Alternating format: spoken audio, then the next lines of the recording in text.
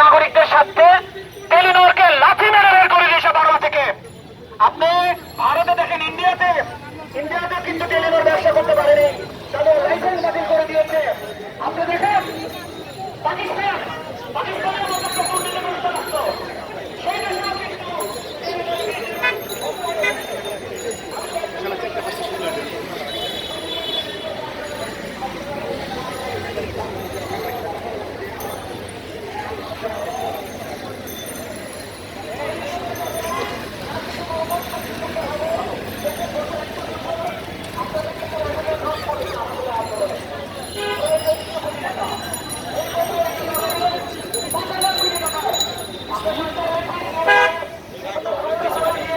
সবাইকে হুমকি টুমকি দিচ্ছে রেগুলার আপনাদেরকে যে তোমাদের প্রোডাক্টিভিটি নাই, তোমাদের প্রোডাক্টিভিটি নাই বলে আজকে কোম্পানি রেভিনিউ হারাচ্ছে।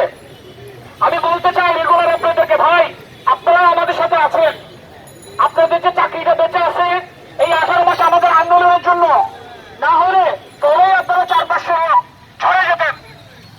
ভাই এই টাকা কিন্তু আপনারাও পাবেন, শুধু আমরা পাবো না। হ্যাঁ, আমরা একটু অভাবগ্রস্ত, যেহেতু আমাদের চাকরি নাই, আমরা অর্থনৈতিক ভাবে আমরা অভাবগ্রস্ত, ঠিক আছে, কিন্তু আমরা এখানে আসছি শুধু টাকার জন্য আসিনি। আমরা এখানে আসছি, আমাদের সাথে একটা অন্যায় করা হয়েছে, একটা বিদেশি কোম্পানি গত 17 বছর এবং এই বাংলাদেশের প্রশাসনকে ব্যবহার করে বিস্কিট বিতরণ করে তারা এই অন্যায় করে